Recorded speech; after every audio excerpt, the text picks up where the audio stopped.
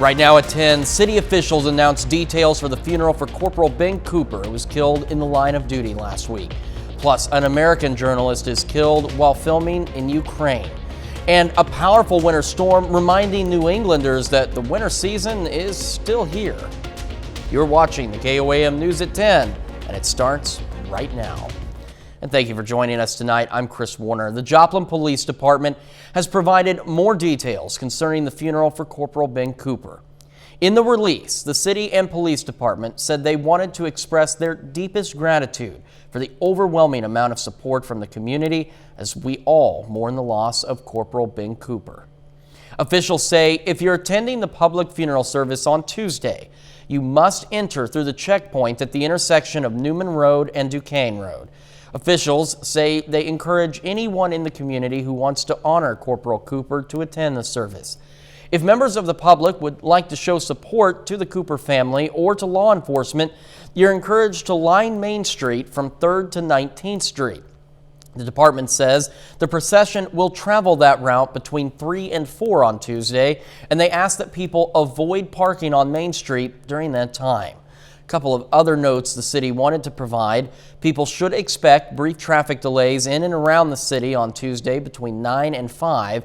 Additionally, Duquesne Road between Newman and Tallgrass Drive will be closed from 10 to 6. The department says details for Officer Jake Reed's service will be released in the coming days. U.S. documentary filmmaker Brent Renaud has died in Ukraine. The New York Times, citing Ukrainian officials, say Russian forces killed Renaud in Irpin on the outskirts of Kyiv Sunday. Ukrainian officials say another journalist was wounded in the attack. Journalist Anne-Marie Lipinski shared this photo of Renaud, who has spent 20 years making documentaries. He won a Peabody Award and 2 Columbia DuPont Awards. His works include Dope, Sick Love, and Off to War. Renaud was 50 years old. Temperatures much nicer today, feeling a bit more spring-like. Nick Kelly joins us. I know, we went from feeling like winter with the light snow on Friday, Chris, to finally back to almost spring-like weather around here. Quiet from 7th and Range Line. That's the way this has looked all day long, and it helped us out with temperatures. 40 in the morning. How about a high of 66 degrees, 7 above the norm for this time of the year. We kept things quiet all day long. Case in point, nothing to track on the Skywatch Storm Tracker. However, we are keeping our eyes on our next storm system, at least in the upper levels, this upper level low. That's ready to increase our cloud cover through tomorrow morning and even start to bring some rain chances in here by tomorrow afternoon. But in the short term, though, we're dry, and we are seeing temperatures turn quite chilly. Upper 40s to mainly lower 50s now at the top of the 10 o'clock hour. And I don't think we're done dropping off just yet. We don't drop off much more from here, but we'll drop back into the lower to middle 40s. I think Joplin drops off to 44. But despite the increasing clouds, I still think we can get highs back near 60, and then we'll watch for those rain chances coming in late in the day. Chris, we'll see how much rain this system could bring, and if we have any other systems on the way coming up in a bit. All right, Nick, thank you.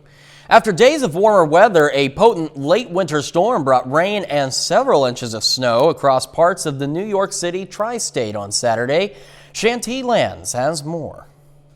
From salting the roads to restoring power, many across New Jersey either worked, stayed inside, or kept busy. I had to run a few errands today and, got to take care of business. The snowy roads in Saddle River are reminiscent of a winter wonderland, but earlier, a headache for drivers. When we left the city, it was kind of messy. Temperatures are now plunging to below freezing Saturday, just days after New York City reached a high of 75 degrees. I was just in shorts the other day, playing basketball outside in the park. Now we gotta wear a jacket again, which is crazy. These high schoolers are over it. I'm cold. You're cold? And what about you? You don't even have a coat on. Where's your coat? I'm cold. I'm cold, but I don't like this. It was like 75. Now it's cold. I can't even drive good because it's snowing. Yeah. As some search for more clothes, PSE&G workers responded to downed wires on East Saddle River Road in Ridgewood. High winds and heavy rain knocked out power from fallen tree limbs. Well, I thought spring had sprung, but obviously winter's still here. We take this time now to honor one of our many four-state heroes. Hugh Robinson Jr. served in the Navy in Korea, his hometown, Pittsburgh. We're proud to recognize Hugh Robinson Jr., tonight's four-state hero. And of course, if you want to learn more about other heroes or nominate one of your own, You can do that over at KOAMNewsNow.com. Coming up, sales of a Nintendo product help make the Switch back into the lead position in sales. Sales of a Nintendo product are helping make the Switch back into the lead position in sales for the company. Nintendo's Switch gaming system, which can move back and forth from a home console to a portable system, retook the top position as the U.S.'s best-selling gaming system in February. The Switch outsold Sony PlayStation 5 in both unit and dollar sales. Both games have swapped positions throughout the year. Nintendo may have benefited, though, from the global chip shortage, which made other gaming devices less accessible. Therefore, the Switch became easier to find in stores. A Seattle-based beverage company adds products to keep pace with an expanding legalizing plant trade. Jones Soda, which makes high-energy and craft-type sodas, is weeding out the competition with weed-infused drinks.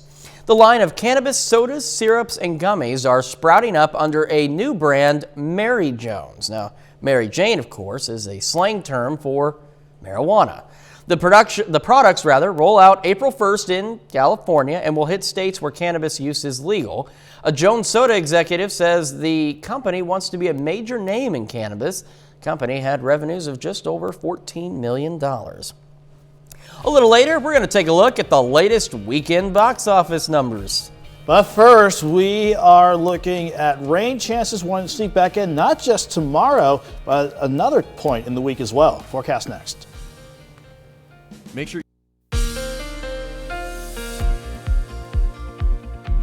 Just think, earlier to start this weekend out, we had light snow to deal with, not to mention cold temperatures that certainly still made it feel like winter. Fortunately, that was not the case as we wrapped up the weekend today. After we saw highs in the 40s the other day, we got back into mild territory today thanks to clear skies that we saw all day long. And that we're still seeing plenty of from Indigo Skies just outside of Seneca, Missouri. Now, as far as the numbers go from Joplin Regional over the past 36 hours, you can see how dramatic this warm-up has been. From about the lower teens after we had the light snow Saturday morning into the lower the middle 40s yesterday afternoon. Held in the upper 30s to near 40 overnight, then right back into the mid-60s at Joplin Regional. But we're going to have to trend back a little bit cooler for the next few days as our next storm system is poised to roll on in. But looking good still from 7th and Range Line. Clear skies outside, 53 in Joplin, the south wind at 13. And the humidity, that's one reason why we warmed up so fast today. It's been relatively low, quite low actually, at 32%. But that same dry air and clear skies up top, despite the south wind still going, has allowed us to drop back, let's say mid to upper 40s in our far eastern counties. Everybody else is in the lower 50s right now. The wind was another big reason why we warmed up so fast. Sustained out of the south during the day at 15 to 25 miles per hour. And we have seen these breezes die down at least a little bit.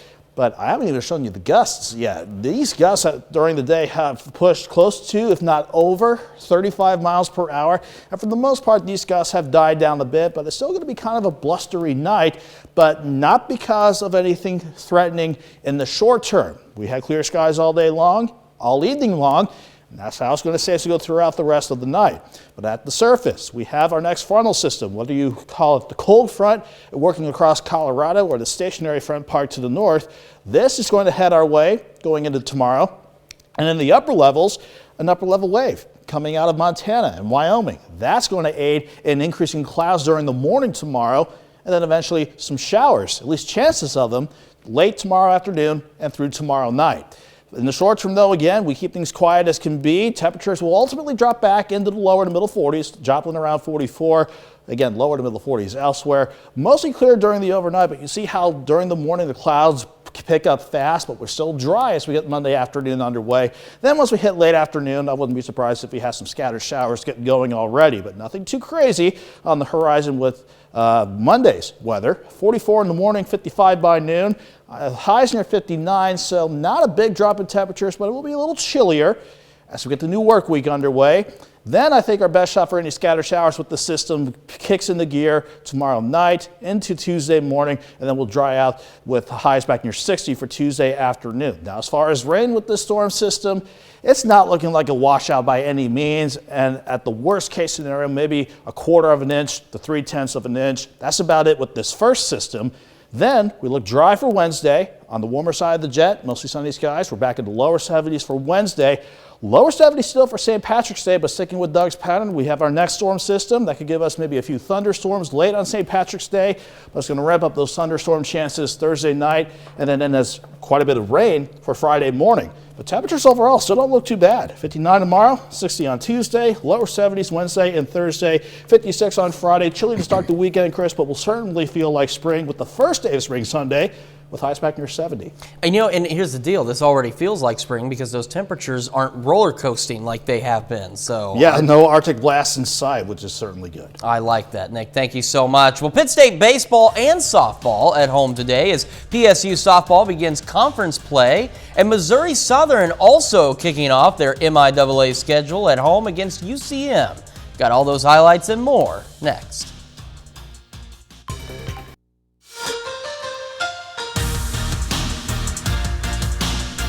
This is the Toyota Sunday Night Sports Feed.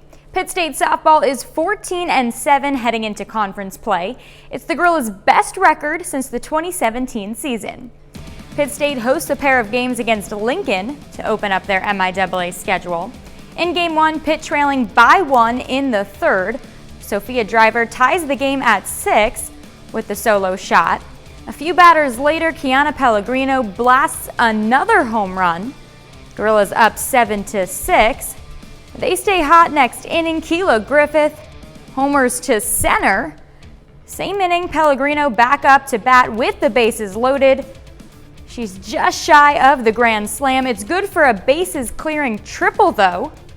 Gorillas keep pouring it on. Paxton Hayes gets her 7th home run of the year. This one, a 3-run jack.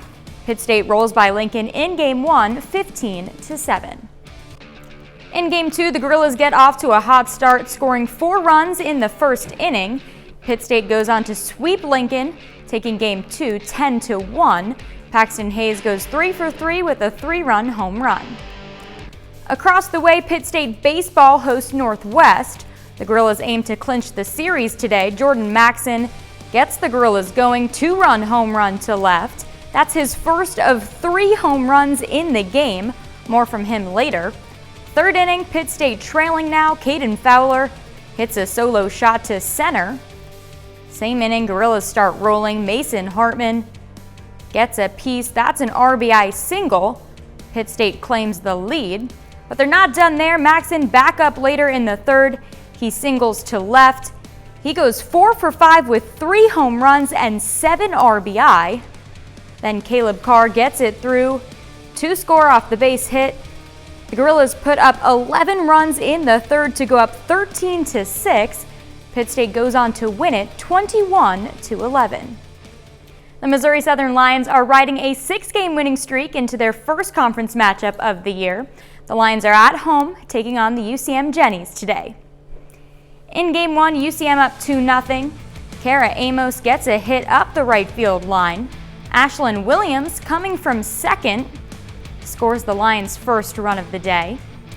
Then Tori Frazier brings Amos home with a base knock.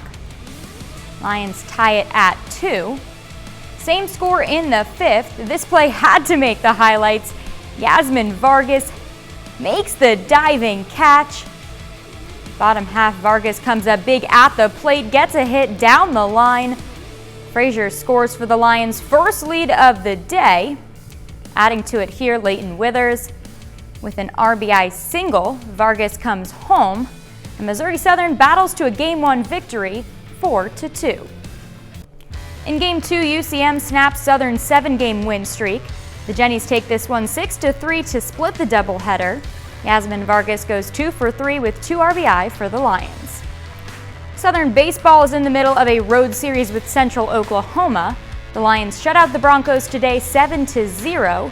Logan Van Way pitches 7 innings, giving up just 1 hit and striking out 11. Tommy Stevenson blasts a 2 home runs. He leads Division 2 with 12 this season. Ryan Dorn and Drew Davis also hit home runs. Southern clinches the series. Game 3 is set for Monday at 1 p.m. Still ahead, it's Selection Sunday. We've got the details on Kansas's first round matchup. Plus, we'll hear from Pitt State's Trace Mosby on her national runner-up finish. I'm Dr. Jason Bull. I'm not.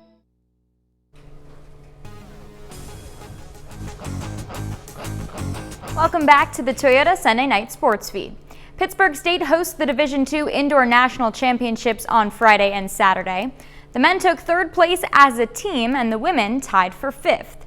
PSU senior Trace Mosby gave the Gorillas an early lift on the final day of competition. Mosby placed in the top 5 in 4 of the 5 pentathlon events, including a first-place finish in the 800-meter run.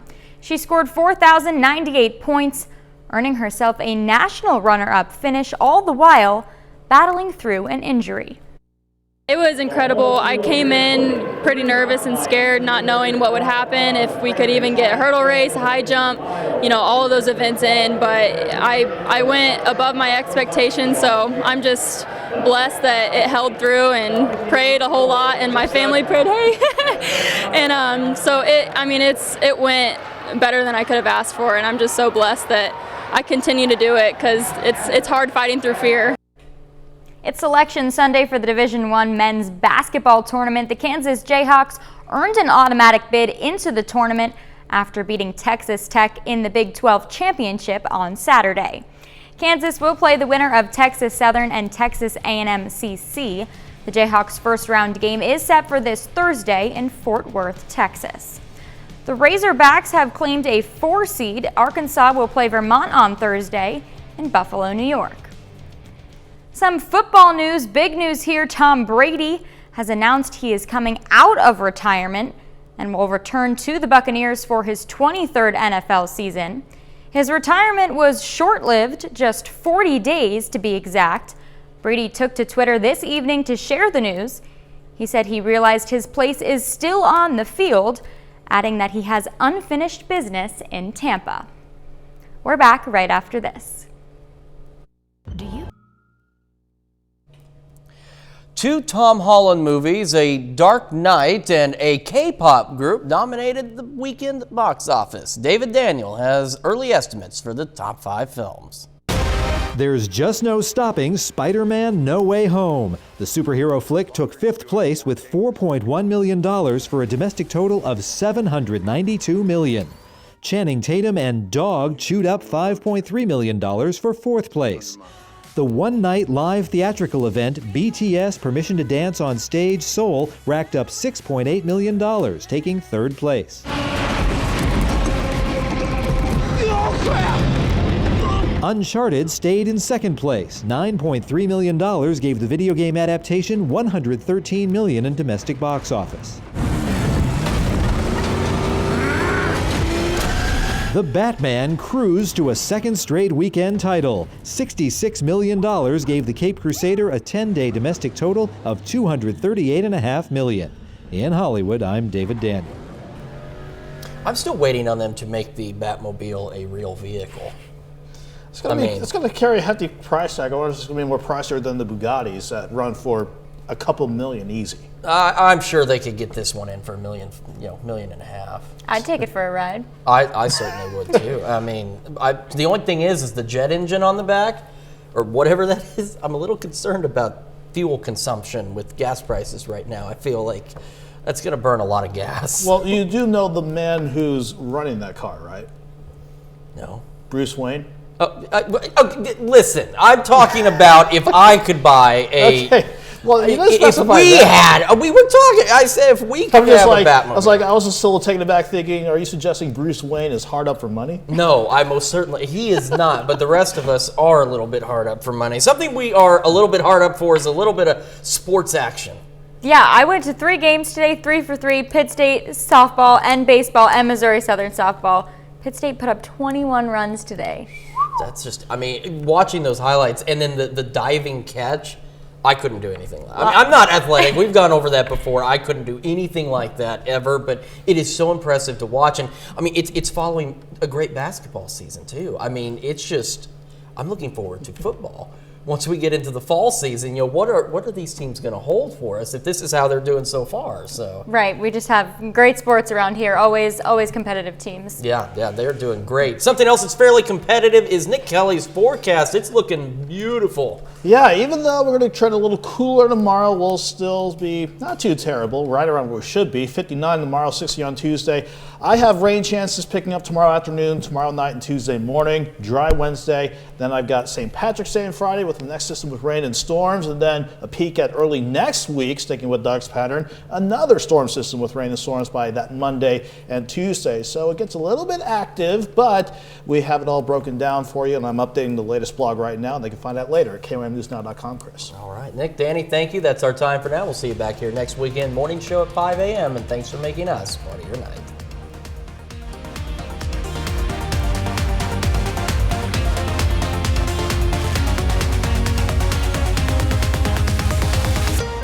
Salon service is provided by the Wild Side in Pittsburgh for over 25